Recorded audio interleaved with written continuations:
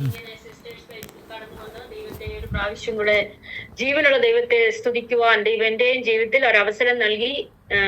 സർവ്വവല്ലഭനായ ദൈവത്തിന് ആരംഭമായി ഞാൻ നന്ദി പറയുന്നു. സൂസൻ ആന്റി പറഞ്ഞതുപോലെ 4 സൂസന്മാരുണ്ട്. മീറ്റിംഗ് ലീഡ് ചെയ്യുന്ന സൂസൻ ആന്റി, പാടിയത് സൂസൻ ഷാജി, സ്തോത്രം, പ്രസംഗിക്കുന്ന സൂസൻ ബാബു. ഓക്കെ, അത് വേറൊരു സൂസൻ സിസ്റ്ററെ കണ്ടിരുന്നു, സൂസൻ രഞ്ജിത്ത്. അപ്പൊ ഇന്ന് സൂസന്മാരുടെ ഒരു മേളയാണെന്ന് തോന്നുന്നു. സ്തോത്രം, ദൈവം അനുഗ്രഹിക്കട്ടെ. സ്തോത്രം. എന്റെ വാത്സല്യ പൈതൽ ആശ്ലി, ഞങ്ങൾ സ്നേഹത്തോടെ വിളിക്കുന്നത് പ്രൈസി. സ്തോത്രം, ഞങ്ങളുടെ എല്ലാം പെറ്റാണോൾ. സ്തോത്രം, ദൈവം അനുഗ്രഹിക്കട്ടെ. കഴിഞ്ഞ ദിവസം എനിക്ക് തോന്നുന്നു, ഞാൻ പറയുന്നത് കേൾക്കാമോ? ഞാൻ സൂസനായിട്ട് പറഞ്ഞതായിരിക്കാം.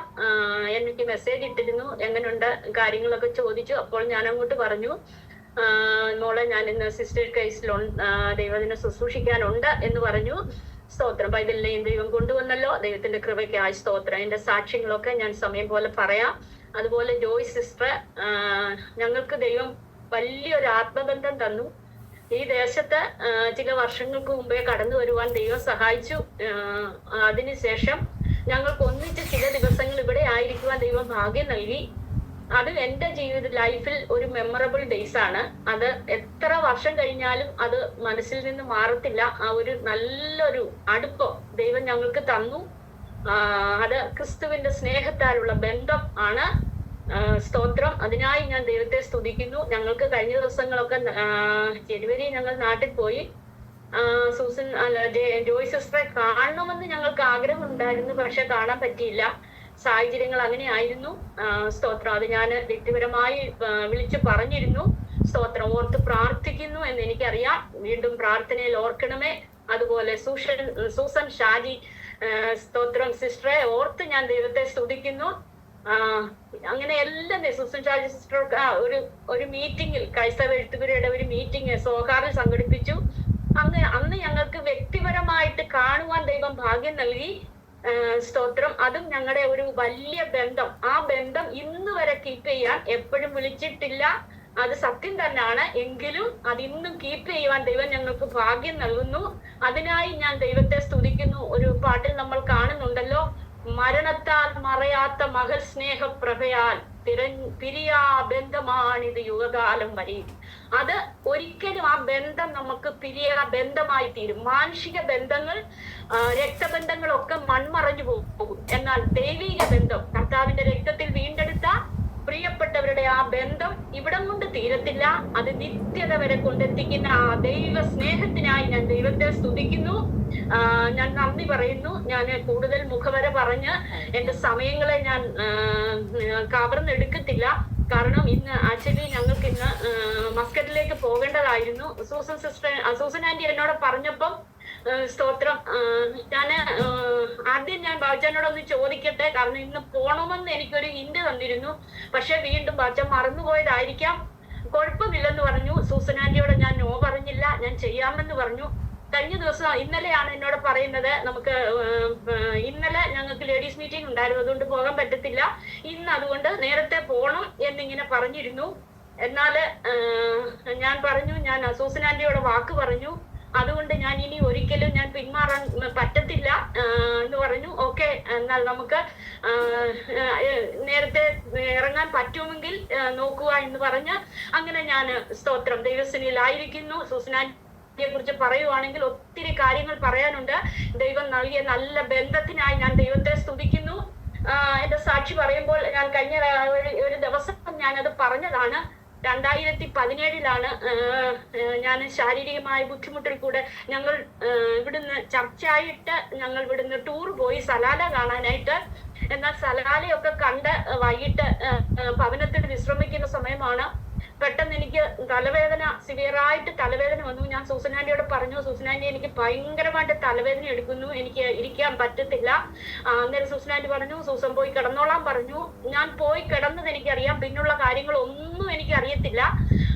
പിന്നെ ഒത്തിരി രാത്രിയായി. എല്ലാരും ഫുഡ് കഴിക്കാൻ വന്നു. എന്നെ ബാബുജാൻ വന്ന് വിളിക്കുന്നു, എനിക്ക് എഴുന്നേക്കാൻ പറ്റുന്നില്ല, ഞാൻ വയ്യ എന്ന് പറയുന്നു. അന്നേരം ബാബുജാൻ പറയുന്നു, അത് ശരിയല്ല. അവര് വന്നവരെന്ത് ചിന്തിക്കും, സഭ നമ്മൾ കാരണം ഒരു പാസ്റ്ററുടെ ഭാര്യയാണല്ലോ, അപ്പൊ നമ്മൾ മാറിയിരിക്കാൻ പറ്റത്തില്ല. ആകയാൽ എന്നെ വിളിച്ചു. ഞാൻ എഴുന്നേക്കാൻ പറ്റത്തില്ലെന്ന് പറഞ്ഞെങ്കിലും എന്നെ കൈ പിടിച്ചു എഴുന്നേപ്പിച്ചു. ഞാൻ ഭക്ഷണം കഴിക്കുന്നിടത്തോട്ട് നടക്കുവാണ്. പക്ഷെ നടക്കുമ്പോ ഞാൻ എന്റെ കാലങ്ങ് വല്ലാതെ മടങ്ങി പോവുകയാണ്. ഞാൻ വലിയ കുഴിയിലോട്ട് പോകുന്ന പോലെ എനിക്ക് ഫീൽ ചെയ്തു. എനിക്ക് ഒന്നും കാണുന്നില്ല. അങ്ങനെയുള്ള അവസ്ഥയിൽ കൂടെ ഞാൻ കടന്നുപോയി.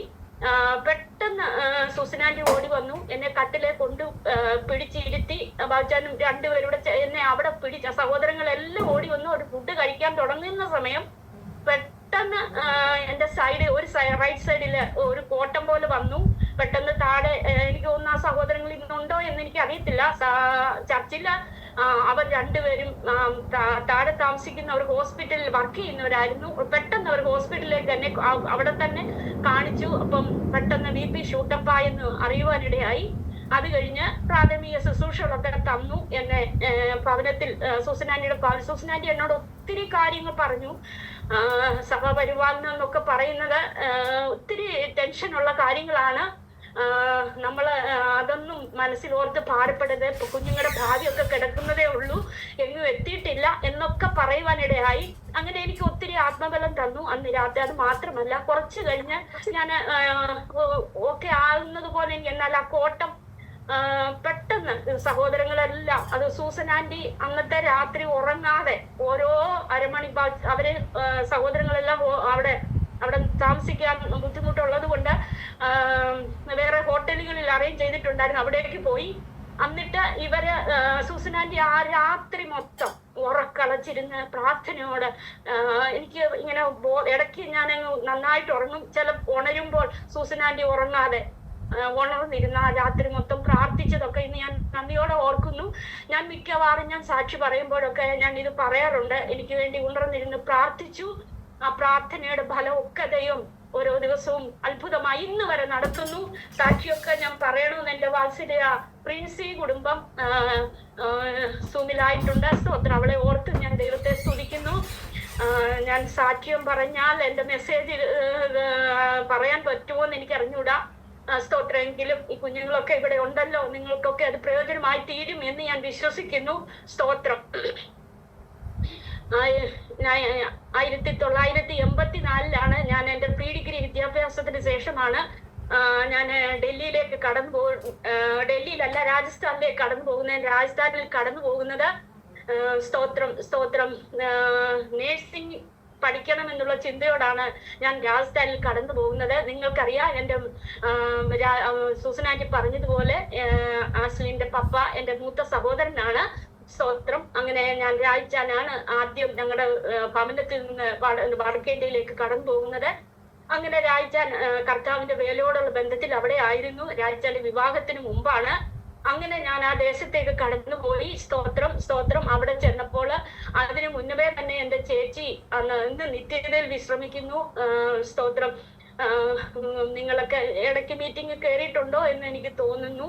മറിയാമ്മ വീട്ടിൽ വിളിക്കുന്നു. പെറ്റ്നയും കുഞ്ഞുമോൾ 2 വർഷം മുമ്പ് അവരും ദൈവസന്നിധിയിൽ ചേർക്കപ്പെട്ടു. സ്തോത്രം. സുസനാന്റിയൊക്കെ ഫ്യൂണറലിന് കടന്നു പോയിരുന്നു. സ്തോത്രം ചെയ്യുന്നു.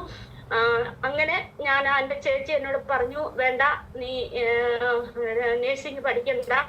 കാരണം അവിടെ നരഭോജികളായിട്ടുള്ള മനുഷ്യരാണ്. ഇന്നത്തെ പോലെ ആധുനിക സൗകര്യങ്ങൾ ഒന്നുമില്ല. വെറും വിദ്യാഭ്യാസമില്ലാത്ത ഒരു വർഗം, ഒരു ജനമായിരുന്നു അവിടെ ഉണ്ടായിരുന്നത്.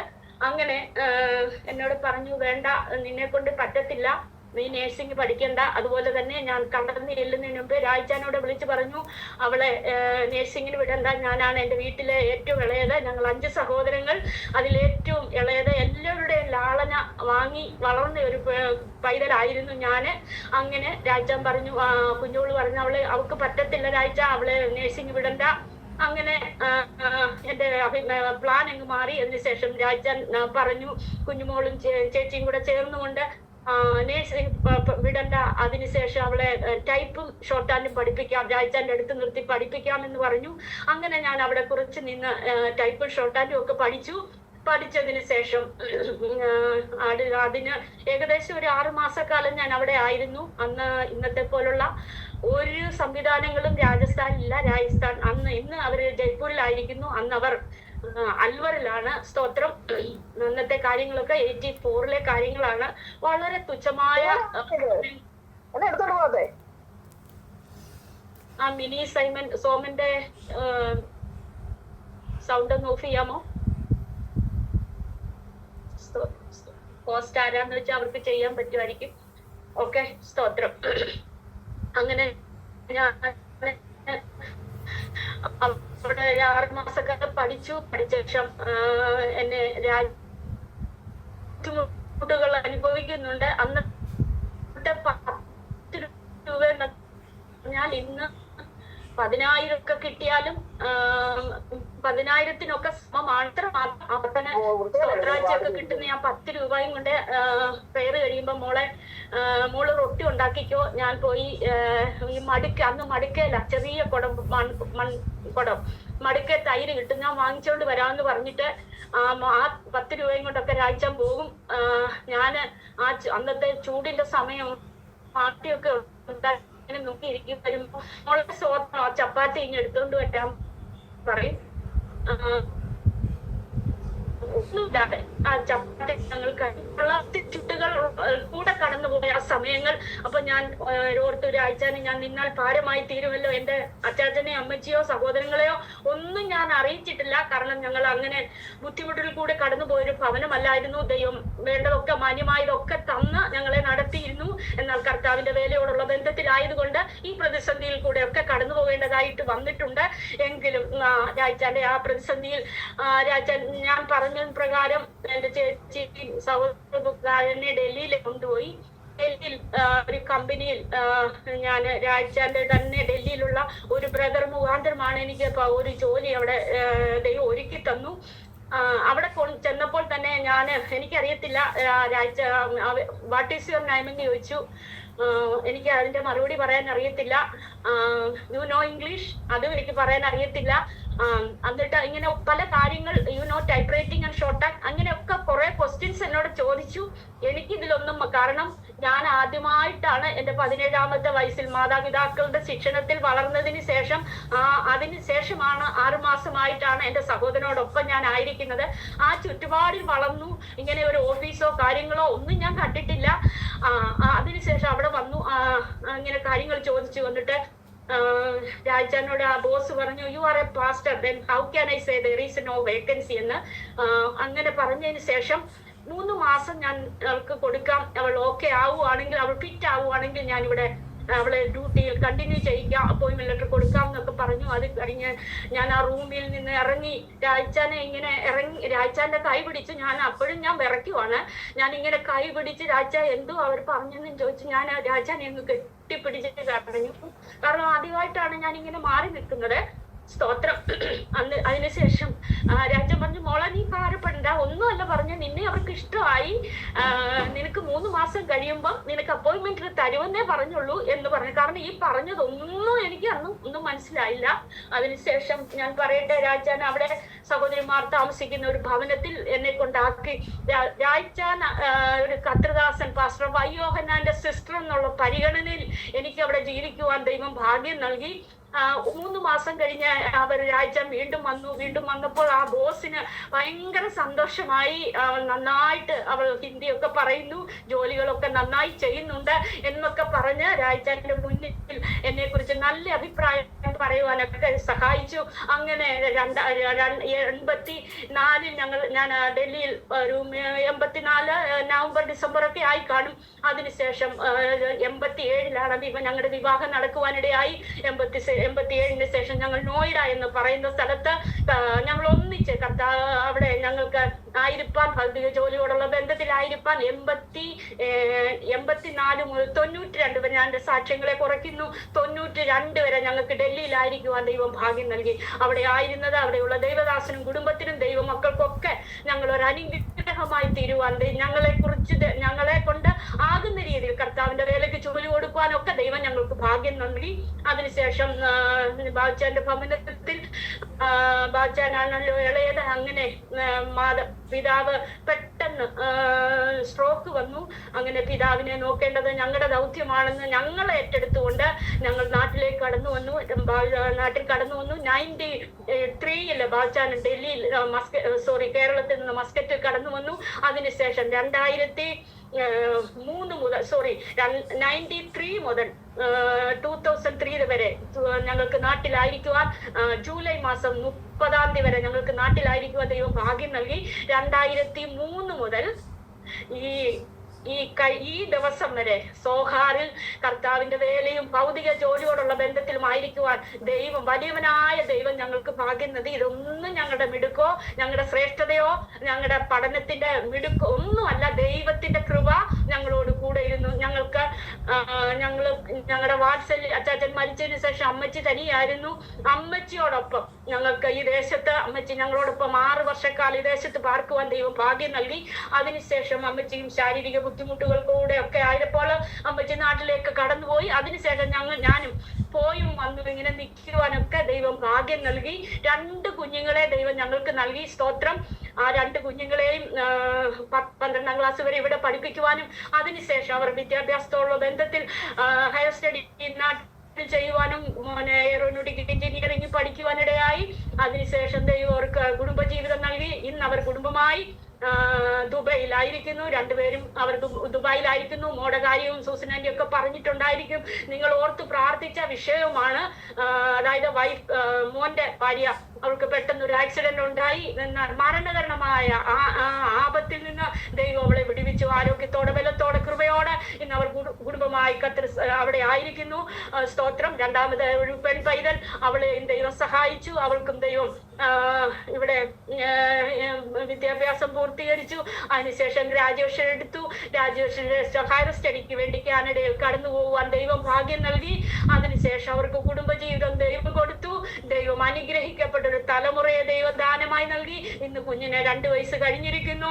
അങ്ങനെ ആ ദേശത്തും പോയി ഞങ്ങൾക്കും ദൈവത്തെ മഹത്വപ്പെടുത്തുവാൻ ദൈവം ഞങ്ങൾക്ക് ഭാഗ്യം നൽകി. ഇതെല്ലാം ദൈവത്തിന്റെ ദാനമാണ്.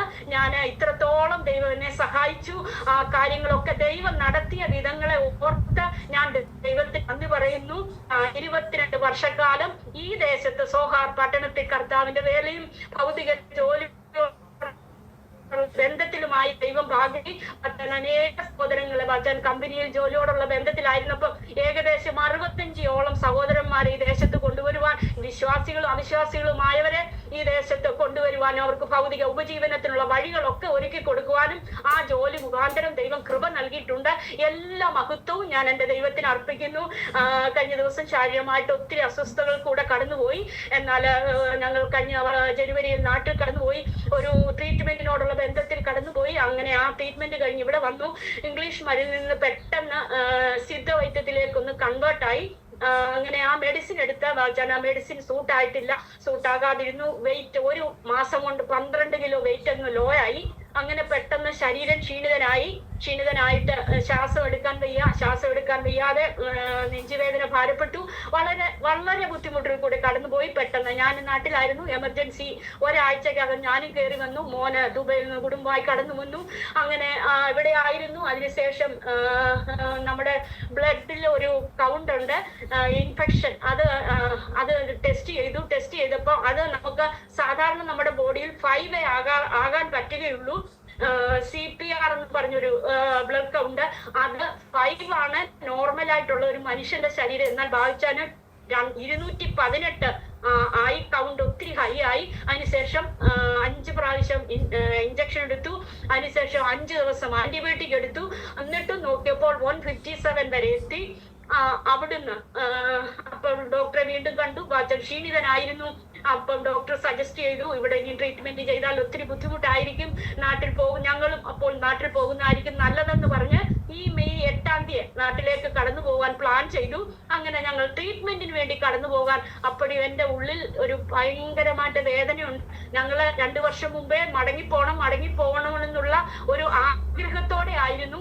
എന്നാൽ ബച്ചൻ സിക്കായി ഒരു രോഗിയായി കടന്നു പോകുവാൻ ഞാൻ ഒരിക്കലും ആഗ്രഹിച്ചില്ല. അത് എനിക്ക് ഒരിക്കലും താങ്ങാൻ പറ്റുന്ന അല്ലായിരുന്നു. പുറമെ ഞാൻ ആരുടെ മുമ്പിൽ കരഞ്ഞില്ല, എന്നാൽ ഞാൻ ദൈവസന്നിധിയിൽ ഞാൻ നിലവിളിച്ചുകൊണ്ടിരുന്നു. കർത്താവേ, ഒരു രോഗിയായി എന്റെ പ്രിയപ്പെട്ടവർ ഈ ദേശത്തു നിന്ന് മടങ്ങിപ്പോകാൻ നീ അനുവദിക്കല്ല, ആരോഗ്യത്തോടെ ഇവിടുന്ന് മടങ്ങിപ്പോകാൻ ദൈവം അവസരം തരണമേ. അങ്ങനെ ഞാൻ പ്രാർത്ഥിച്ചുകൊണ്ടിരുന്നു. അതിനുശേഷം 8-ാം തീയതി, നിങ്ങൾക്ക് എല്ലാം അറിയാം, 8-ാം തീയതി ഫ്ലൈറ്റ് ക്യാൻസൽ. 8, 9, 10 ഞങ്ങൾ 3 ദിവസം നോക്കി. 10-ാം തീയതിക്ക് ബിലീവേഴ്സിൽ അപ്പോയിന്റ്മെന്റും എടുത്തു. ഞങ്ങൾ 3 ദിവസം നോക്കി. എന്നാൽ 10-ാം തീയതി വരെ ടിക്കറ്റ് ലഭിച്ചിട്ടില്ല. എന്നാൽ ദൈവത്തിന്റെ പ്ലാൻ അതല്ല എന്ന് ഞങ്ങൾക്ക് മനസ്സിലായി. കാരണം ബാച്ചാൻ ഒരു സിക്കായി ദേശത്തുനിന്ന് പോകുവാൻ എന്റെ ദൈവം ഒരിക്കലും അനുവദിച്ചില്ല. അതിന് തെളിവായി തന്നെ ഫ്ലൈറ്റ് ക്യാൻസൽ ചെയ്തു. അപ്പോൾ തന്നെ ഞങ്ങളുടെ ഹൃദയത്തിൽ ദൈവം ഒരു പ്രേരണ തന്നു. ഇത് ദൈവത്തിന്റെ സമയമായിരിക്കാം, ഇനി ഇവിടുന്ന് ഫിനിഷ് ചെയ്ത് നാട്ടിലേക്ക് പോകാമെന്നുള്ള തീരുമാനം ഞങ്ങൾ രണ്ടും ഒരുപോലെ എടുക്കുവാൻ ദൈവം കൃപ നൽകി. അതുകൊണ്ടാണ് പെട്ടെന്ന് ഇങ്ങനെയുള്ള ഒരു ക്രമീകരണങ്ങൾ വരുത്തിയത്. സൂസൻ ആന്റിയോട് ഞാൻ കഴിഞ്ഞ ദിവസം ആ വിഷയം പറഞ്ഞപ്പോഴാണ് സൂസൻ ആന്റി എന്നോട് ഈ വിഷയം പറഞ്ഞത്. സിസ്റ്റേഴ്സ് കൈസിൽ വന്ന് ഒരു ദിവസമെങ്കിലും ഈ മീറ്റിംഗിൽ അറ്റൻഡ് ചെയ്യണോ എന്നുള്ളത്. വാത്സല്യ ലിറ്റി ഇവിടെ മീറ്റിംഗിൽ അറ്റൻഡ് ആയിട്ടുണ്ട്. പൈതലിനെ ഓർത്ത് ഞാൻ ദൈവത്തെ സ്തുതിക്കുന്നു. അവിടെ ഞാൻ കടന്നു പോയപ്പോഴും സഹോദരിമാരുടെ മീറ്റിംഗിലൊക്കെ മീറ്റിംഗ് അറ്റൻഡ് ചെയ്യുവാനും ദൈവത്തിനെ ഷെയർ ചെയ്യുവാനും ഒക്കെ ദൈവം സഹായിച്ചു. അതുപോലെ സൂസൻ ആന്റിയുടെ സഹോദരി ലിസി ആന്റി, ഇവരെയൊക്കെ ഒരിക്കലും എനിക്ക് മറക്കാൻ പറ്റത്തില്ല. ഞാൻ പറയും, എനിക്ക് ആത്മീയ ബന്ധങ്ങളാണ് എല്ലാത്തിനെക്കാട്ടിലും വലുത്. ആ ബന്ധങ്ങൾ ഇന്ന് വരെ സൂക്ഷിക്കുവാൻ വിളിക്കുമ്പോഴൊക്കെ എനിക്ക് തോന്നുന്നു ലിറ്റി ഇപ്പൊ അമേരിക്കയിലാണ്. വിളിക്കുമ്പോഴൊക്കെ ഞാൻ മോളോട് ചോദിക്കാറുണ്ട്. ഇവരെയൊക്കെ ഇടയ്ക്ക് ഞാൻ കയറി പറഞ്ഞതേ ഉള്ളൂ. സ്തോത്രം. അങ്ങനെ ഇത്രത്തോളം സമയം എന്റെ അനുഭവ സാക്ഷ്യങ്ങളെ പറയുവാനിടയായി. ഞാൻ ദൈവജനത്തിലേക്ക് ഞാൻ എന്റെ ശ്രദ്ധയെ തിരിക്കുവാൻ ആഗ്രഹിക്കുന്നു. നിങ്ങൾ ഞങ്ങളെ ഓർത്ത് വിശേഷാൽ പ്രാർത്ഥിക്കണം. തിരുഹിതം മാത്രം ജീവിതത്തിൽ നിറവേറണം. ദൈവം ഞങ്ങളെ കുറിച്ച് എന്ത് ആഗ്രഹിക്കുന്നു അത് ഞങ്ങൾക്ക് ഒരിക്കലും ഒരു സഭാ ശുശ്രൂഷ ചെയ്യുവാൻ ഒരിക്കലും ഞങ്ങൾക്ക് ആഗ്രഹമില്ല. നാട്ടിൽ കർത്താവിന്റെ വേല ചെയ്യുവാൻ എന്തെല്ലാം സംവിധാനങ്ങളുണ്ട്. നമ്മുടെ ജോയ് സിസ്റ്റർ പറഞ്ഞല്ലോ അട്ടപ്പാടി. എന്റെ ഭയങ്കര ഒരാഗ്രഹം അട്ടപ്പാടി ഒന്ന് പോകണമെന്ന്. ദൈവം അനുവദിച്ചാൽ അതും നടക്കും. സ്തോത്രം. നിങ്ങൾ പ്രാർത്ഥിക്കണം. അവിടെയൊക്കെ ദൈവത്തെ അറിയാത്ത എത്ര ആയിരങ്ങൾ നമ്മുടെ കേരളത്തിലുണ്ട്. എന്നാൽ അതിലൊക്കെ പോകുവാനൊക്കെ കർത്താവിന്റെ സാക്ഷിയായി നിൽക്കുവാനൊക്കെ നമ്മളെ ഓരോരുത്തരെയും ദൈവം സഹായിക്കട്ടെ. ആ കുടുംബത്തെയും ദൈവം അനുഗ്രഹിക്കട്ടെ. സ്തോത്രം. ഞാൻ തുടർന്ന് അല്പസമയം ദൈവവചനം ഷെയർ ചെയ്യുവാൻ ഞാൻ ആഗ്രഹിക്കുന്നു. സ്തോത്രം. അതിനാധാരമായി 91-ാം സങ്കീർത്തനം.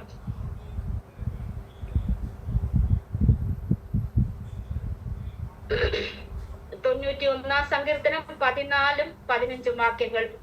സ്തോത്രം. അവൻ എന്നോട് പറ്റിയിരിക്കാൻ ഞാൻ അവനെ വിടുവിക്കും. അവൻ എന്റെ നാമത്തെ അറിയാൻ ഞാൻ അവനെ ഉയർത്തും. അവൻ എന്നെ വിളിച്ചപേക്ഷിക്കും, ഞാൻ അവന് ഉത്തരമരുളും. കഷ്ടകാലത്ത് ഞാൻ അവനോട് കൂടെ ഇരിക്കും. സ്തോത്രം. ആർക്കെങ്കിലും ഒന്ന് അൺമ്യൂട്ട് ചെയ്തത് ഒന്ന് വായിക്കാൻ പറ്റുമോ? അവൻ എന്നോട് പറ്റിയിരിക്കാൻ ഞാൻ അവനെ വിടുവിക്കും. അവൻ എന്റെ നാമത്തെ അറിയാൻ ഞാൻ അവനെ ഉയർത്തും. അവൻ എന്നെ വിളിച്ചപേക്ഷിക്കും, ഞാൻ അവന് ഉത്തരമരുളും. കഷ്ടകാലത്ത് ഞാൻ അവനോടുകൂടെ ഇരിക്കും. സ്തോത്രം. Thank you Jessy aunty. ഇവിടെ 4 കൂട്ടം കാര്യങ്ങൾ പറയുന്നു. അവൻ എന്നോട് പറ്റിയിരിക്കാൻ എന്ത് ചെയ്യും? വിടുവിക്കും. നാമത്തെ അറിയാൻ ഉയർത്തും. അവൻ എന്നെ വിളിച്ചപേക്ഷിച്ചാൽ ഉത്തരമരുളും. കഷ്ടകാലത്ത് കൂടെ ഇരിക്കും.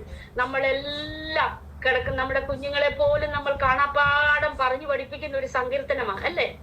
കൂടെ ഇത് കിടക്കുന്നതിന് മുമ്പ് ഒരു പ്രാവശ്യമെങ്കിലും പഠിക്കണം. അല്ലെ സമുദായത്തിലൊക്കെ ആയിരിക്കുമ്പോൾ പേടി കിട്ടാതിരിക്കാൻ ഈ സങ്കീർത്തനം വായിക്കാനൊക്കെ പറയും. എന്നാൽ ദൈവം നമ്മളോട് ഇന്ന് ഇവിടെ വന്നിരിക്കുന്ന ദൈവജനത്തോട് ദൈവത്തിന് പറയുവാനുള്ളത്, ആരെയാ വിടുവിക്കുന്നതും ഉയർത്തുന്നതും ഉത്തരമരുളുന്നതും കൂടെ ഇരിക്കുന്നതും ആർക്കാണെന്നാണ് ഇവിടെ പറഞ്ഞിരിക്കുന്നത്? പറ്റിയിരിക്കുന്നവർക്ക്. ആരോട് പറ്റിയിരിക്കുന്നവർക്കാണ്? ദൈവത്തോട് പറ്റിയിരിക്കുന്നത്. ഭാര്യയോട് പറ്റിയിരിക്കുന്നവർക്കല്ല, ഭർത്താവിനോട് പറ്റിയിരിക്കുന്നവർക്കല്ല, മക്കളോട് പറ്റിയിരിക്കുന്നവർക്കല്ല, അല്ലാതെ ധനത്തോട് ചേർന്നിരിക്കുന്നവർക്കല്ല, അങ്ങനെ ഭൂമിയിലുള്ള ഒന്നിലും ചേർന്നിരിക്കുന്നവർക്കോ പറ്റിയിരിക്കുന്നവർക്കോ അല്ല, ദൈവത്തോട് പറ്റിയിരിക്കുന്നവരെ ദൈവം വിടുവിക്കുന്ന കാര്യമാണ് ഇവിടെ നമ്മൾ കാണുന്നത്. ഞാൻ അതിനെ ആസ്പദമാക്കി ഓരോ വാക്യങ്ങൾ വായിച്ച് ഞാൻ പെട്ടെന്ന് ഈ ദൈവദിന ശുശ്രൂഷയിൽ നിന്ന് ഇരിക്കുവാൻ ആഗ്രഹിക്കുന്നു. ആരോട് പറ്റിയിരുന്നാലാണ്, ദൈവത്തോട് പറ്റിയിരുന്നാൽ വിടുവിക്കുമോ എന്ന് നമുക്ക് നോക്കാം. പുറപ്പാട് പുസ്തകം, സ്തോത്രം, എല്ലാവർക്കും സുപരിചിതമായ വാക്യങ്ങളാണ്. പുറപ്പാട് പുസ്തകം 14-ാം അധ്യായം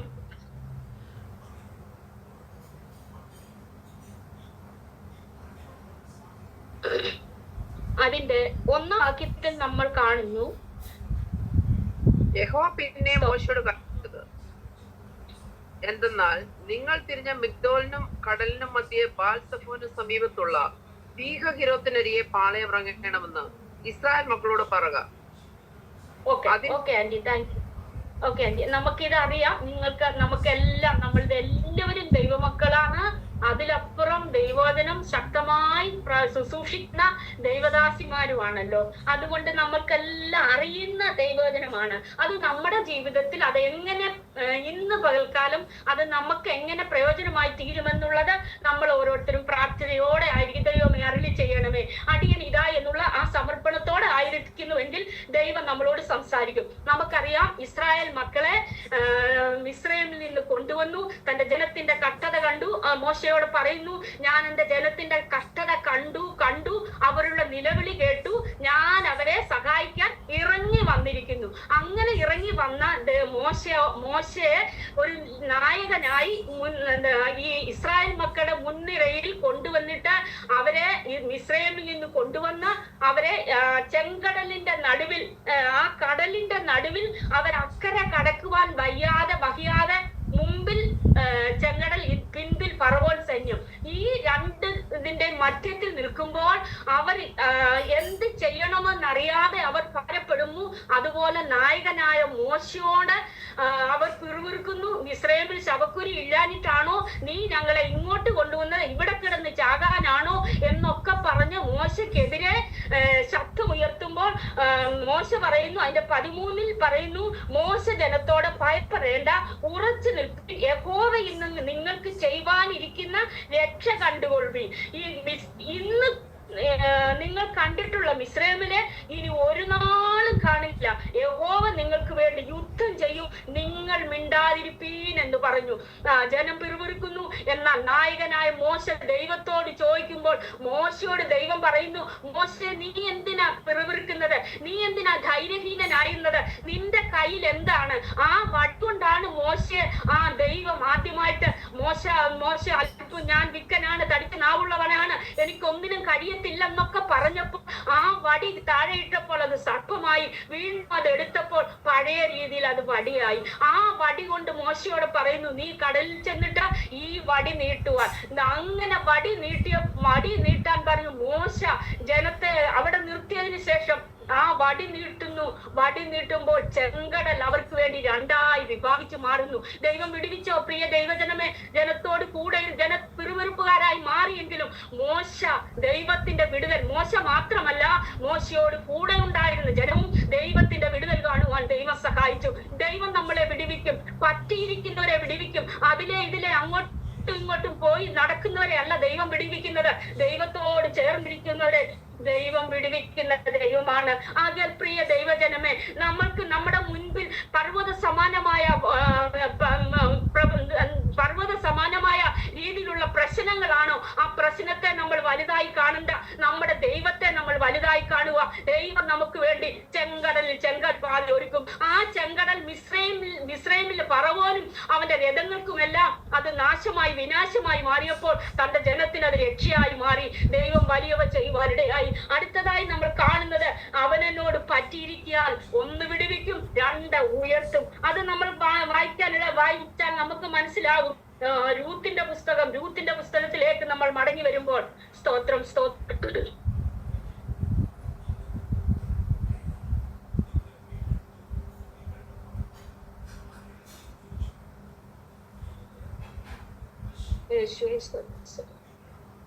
ഇവിടെ രൂത്ത് നമുക്കറിയാം, മോവാബിലേക്ക് ഇറങ്ങിപ്പോയ ബേത്ലഹേമിൽ, അപ്പത്തിന്റെ ഭവനമായ ബേത്ലഹേമിൽ നിന്ന് മോവാബിലേക്ക് ഇറങ്ങിപ്പോയ ഒരു ഭവനം. അവരുടെ ഭർത്താവ് മരിച്ചു, 2 ആൺമക്കൾ മരിച്ചു. അവസാനം 2 മരുമക്കൾ മാത്രം ശേഷിക്കുന്നു.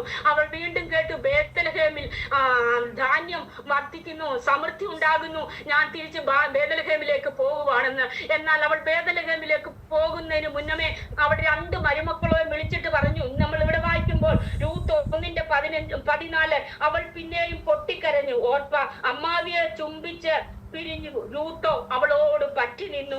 എന്നിട്ട് പറയുന്നത് കേൾക്കണേ, അപ്പോൾ അവൾ, നിന്റെ സഹോദരി തന്റെ ജനത്തിന്റെയും തന്റെ ദേവന്റെ അടുക്കൽ മടങ്ങിപ്പോയി, നീയും നിന്റെ സഹോദരിയുടെ പിന്നാലെ പോയിക്കൊള്ളുക എന്ന് പറഞ്ഞു. അതിന് രൂത്ത്, ഇത് കേൾക്കണം, നിന്നെ വിട്ടുപിരിയുവാനും നിന്റെ കൂടെ വരാതെ മടങ്ങിപ്പോകുവാനും എന്നോട് പറയരുത്.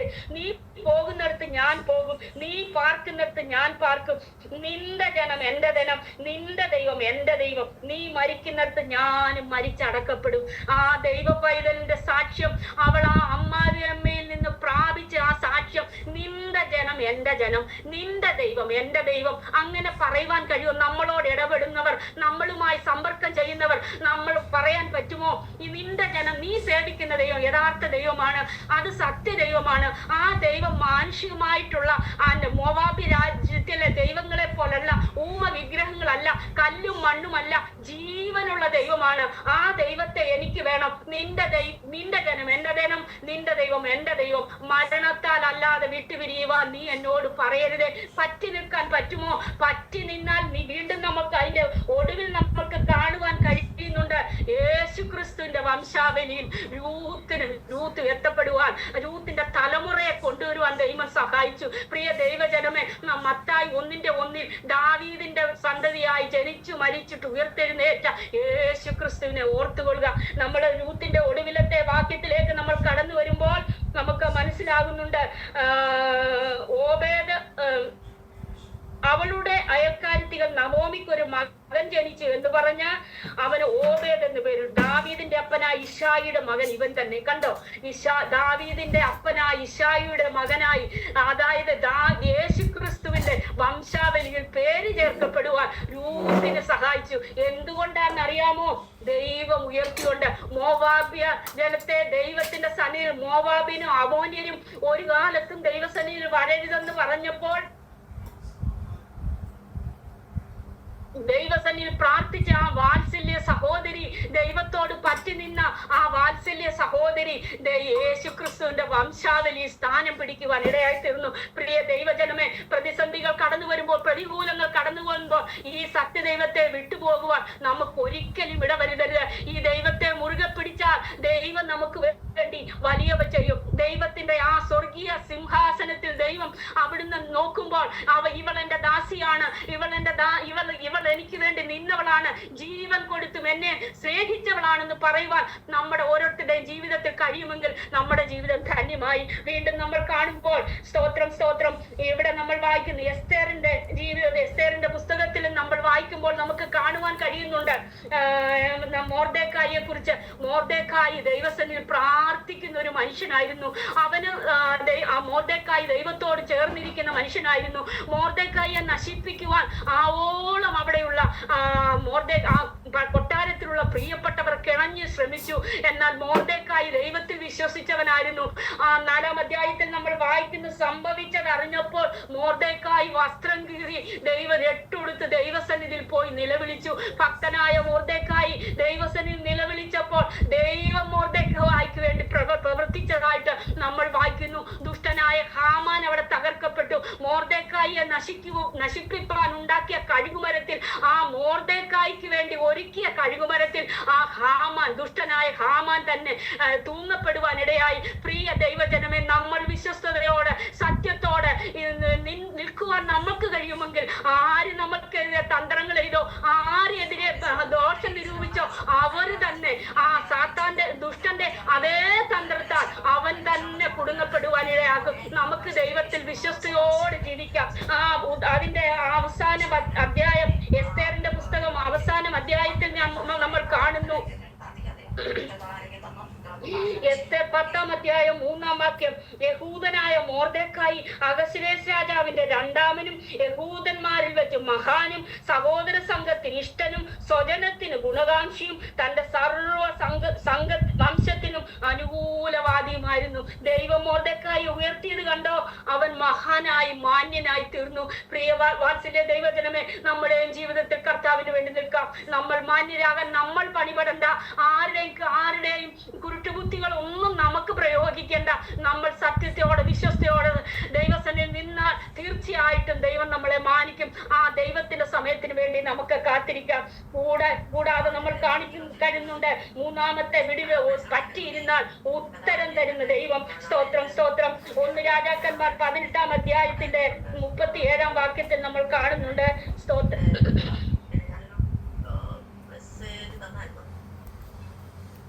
1 രാജാക്കന്മാർ 18-ാം അധ്യായം 37-ാം വാക്യം. ഞാനിത് ഷോർട്ടായിട്ട് പറയുന്നു എന്ന് മാത്രമേ ഉള്ളൂ. നിങ്ങൾ വീട്ടിൽ പോയി ഈ അധ്യായങ്ങളൊക്കെ ശ്രദ്ധയോടെ വായിച്ചാൽ നമുക്കിത് മനസ്സിലാക്കുവാൻ കഴിയും.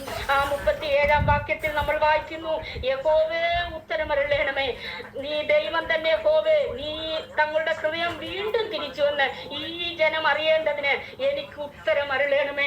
ഉത്തരമരുളുന്ന ദൈവം, പറ്റിയിരുന്നാൽ ഉത്തരമരുളുന്ന ദൈവം.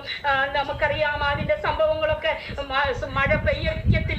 മഴ പെയ്യത്തില്ലെന്ന് രാജാവിന്റെ മുന്നിൽ പോയി ധൈര്യത്തോട് പറഞ്ഞവൻ, വീണ്ടും മഴ പെയ്യുമെന്ന് പറഞ്ഞവൻ. സ്തോത്രം. ആ ദൈവത്തിന് ആലോചന കേട്ട് രാജാവിനെ പോലും ശങ്കിക്കാതെ ഭയമില്ലാതെ ദൈവസന്നിധിയിൽ നിന്ന് പറഞ്ഞവൻ. എന്നാൽ രാജാവ് ആശേര പ്രതിഷ്ഠയുടെ മുമ്പിൽ, പ്രവാചകന്മാരുടെ മുമ്പിൽ, ഇസബേലിന്റെ പ്രവാചകന്മാരെയും ഒക്കെ വിളിച്ച് യാഗം കഴിക്കുവാൻ പറഞ്ഞു. എന്നാൽ അവർ ധാരാളമായി 850 പേരോട് പ്രവാചകന്മാരുണ്ട്. എന്നാൽ ഏലിയാവ് ഒരുത്തൻ മാത്രം.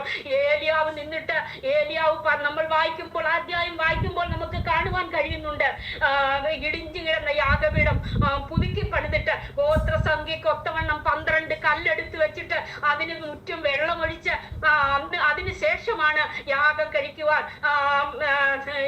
ഏലിയാവ്. മറ്റവർ രാവിലെ മുതൽ ഉച്ച വരെ വിളിച്ചപേക്ഷിക്കുക, അവർ ദേഹത്തിന് മുറിവേൽപ്പിക്കുക.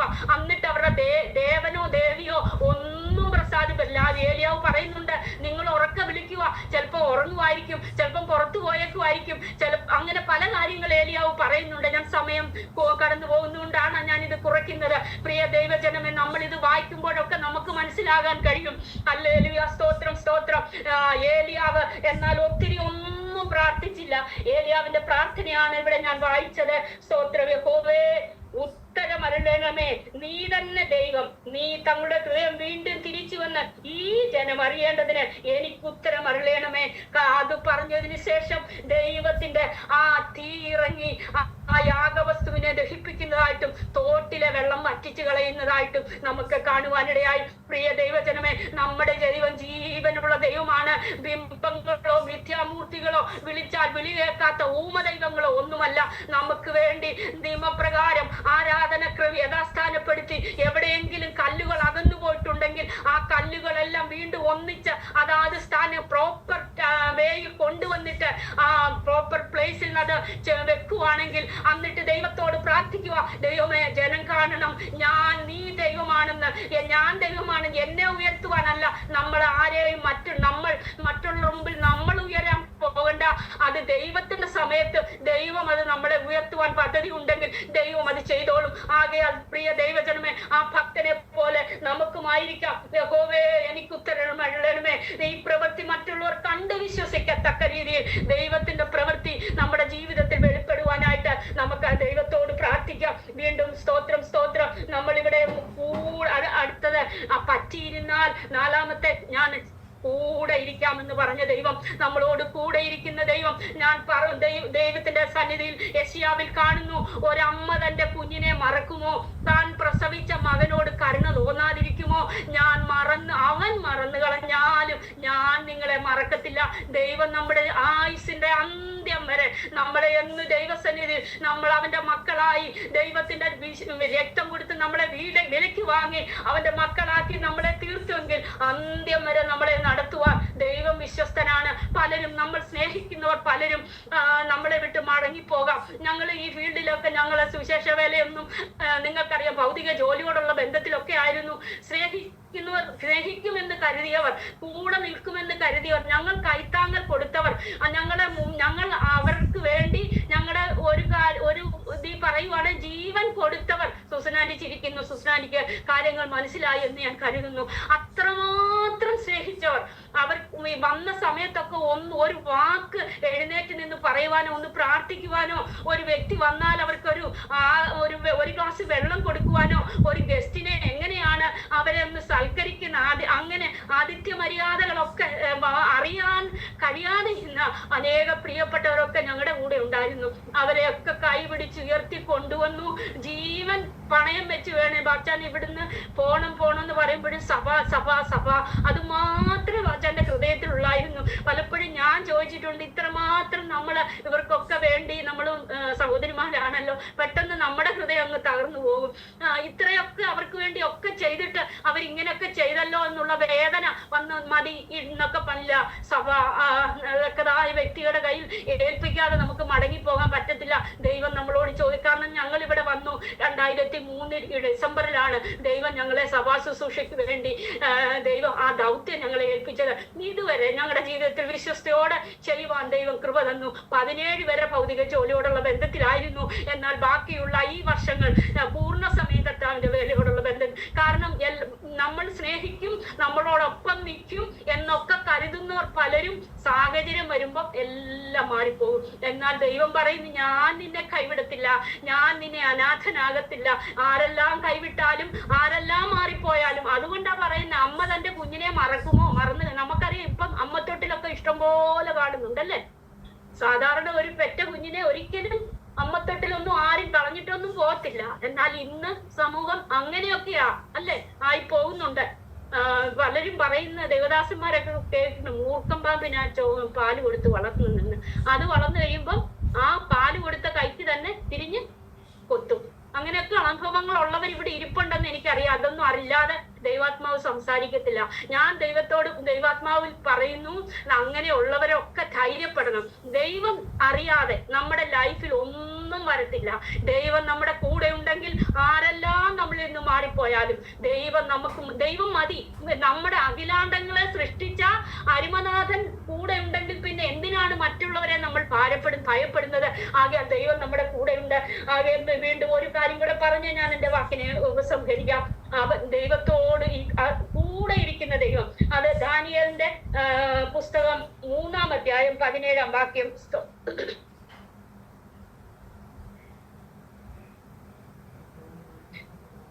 അത് ഞാൻ വായിക്കാം. ഞങ്ങൾ സേവിക്കുന്ന ദൈവത്തിന് ഞങ്ങളെ വിടിവിപ്പാൻ കഴിയുമെങ്കിൽ, ആരെങ്കിലും ഒന്ന് വായിക്കാൻ പറ്റുമെങ്കിൽ വായിക്കണം. ഞങ്ങൾ സേവിക്കുന്ന ദൈവത്തിന് ഞങ്ങളെ വിടിവിപ്പാൻ കഴിയുമെങ്കിൽ അവൻ ഞങ്ങളെ എരിയുന്ന തീച്ചൂളയിൽ നിന്നും രാജാവിന്റെ കയ്യിൽ നിന്നും വിടുവിക്കും.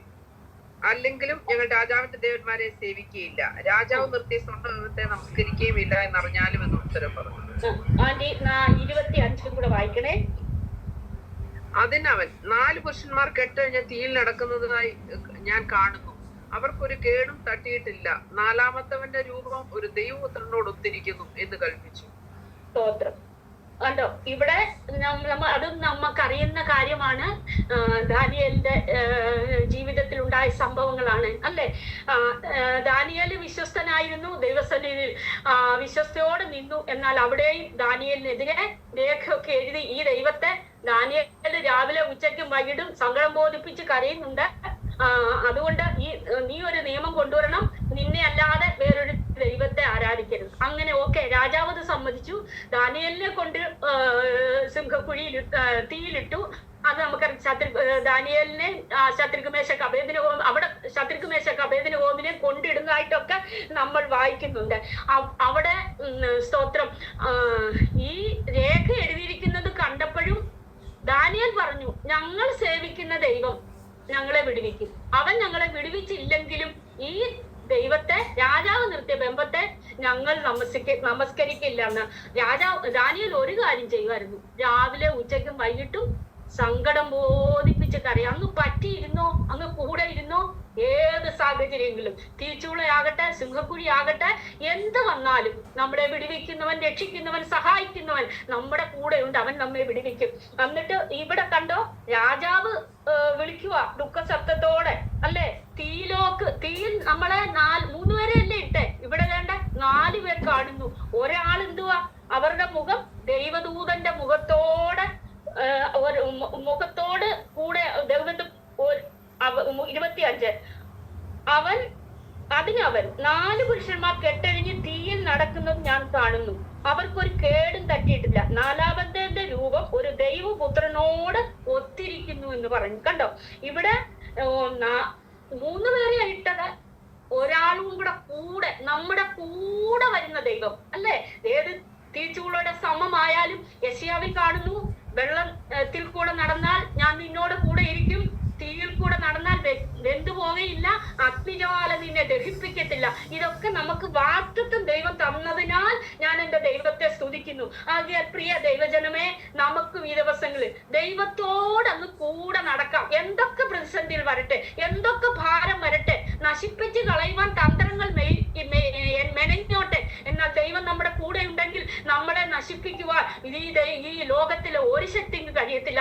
ദൈവത്തിന്റെ കരം ോട് കൂടെ ഇരുന്ന് നമ്മളെ ജയത്തോടെ നടത്തും. നമ്മൾ അവരെ 3 പേരെയാണ് തീയിലിട്ടെങ്കിൽ 4-ാമനായ ഒരുവൻ ദൈവമക്കളുടെ കൂടെ നടക്കുന്നു. അവർക്കൊരു കേട് സംഭവിക്കാതെ തീയുടെ അത് പുറത്തു വന്നപ്പോൾ കാണുന്നുണ്ട്, തീയുടെ മണം പോലും അവർക്ക് തട്ടിയില്ല.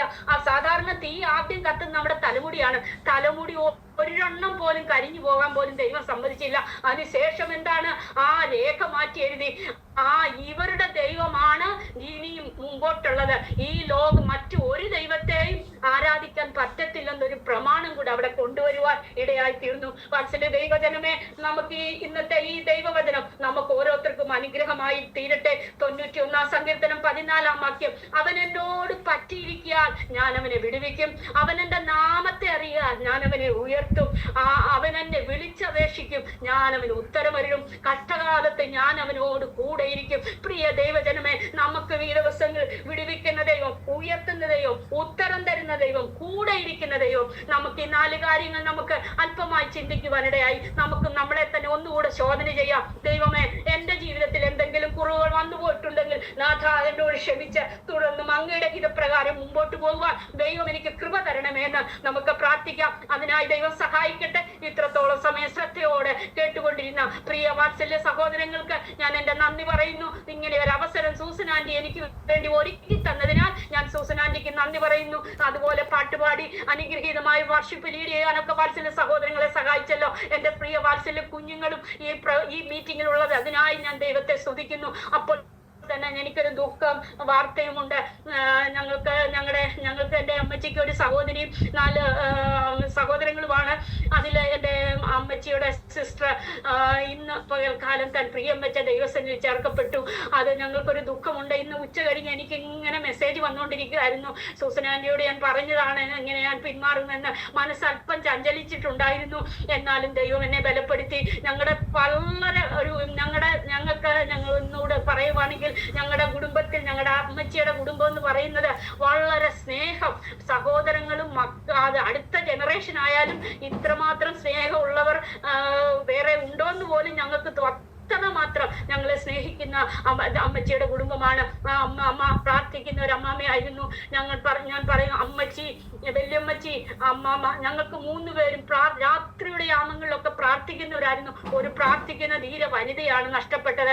ഈ കുടുംബത്തിൽ ഞങ്ങൾ ആ ദൗത്യം ഏറ്റെടുക്കുവാൻ ഞങ്ങളെ തന്നെ ഒന്നുകൂടെ സമർപ്പിക്കുന്നു. വാത്സല്യ ദൈവജനമേ, ദൈവം നമുക്ക് ആയുസ് തരുമ്പോൾ തരുന്ന ആയുസ് അന്ത്യം വരെ കർത്താവിന് വേണ്ടി വിശ്വസ്തയോടെ നിൽക്കുവാൻ ദൈവം സഹായിക്കട്ടെ എന്ന് ഞാൻ പ്രാർത്ഥിച്ചുകൊണ്ട് എനിക്ക് ഇത്രത്തോളം അവസരം ഒരുക്കി തന്ന ദൈവമക്കൾക്ക് നന്ദി പറഞ്ഞുകൊണ്ട് ഞാൻ എന്റെ വാക്കിൽ നിന്ന് വിരമിക്കുന്നു. ഞാൻ വീണ്ടും വീഡിയോ ഓഫ് ചെയ്യും. കാരണം എനിക്ക് ഞങ്ങൾക്ക് മസ്കറ്റിലേക്ക് പോകണം. ഞങ്ങളുടെ യാത്രയോർത്ത് പ്രാർത്ഥിക്കണം. തുടർന്ന് 2-ാം തീയതി ഞങ്ങൾ നാട്ടിലേക്ക് കടന്നു പോകാൻ ആഗ്രഹിക്കുന്നു. നിങ്ങൾ എപ്പോഴൊക്കെ നാട്ടിൽ വരുമോ നിങ്ങൾക്ക് മോസ്റ്റ് വെൽക്കം ആണ്. നാട്ടിലോട്ട് കടന്നു വരാം. നിങ്ങളെ എല്ലാം ഞാൻ സ്വാഗതം ചെയ്യുന്നു. വളരെ സന്തോഷം. ദൈവം എല്ലാവരെയും അനുഗ്രഹിക്കട്ടെ. സന്തോഷമുള്ള മുഖങ്ങൾ, ചിലരൊക്കെ വീഡിയോ ഓൺ ആക്കിയിരുന്നു.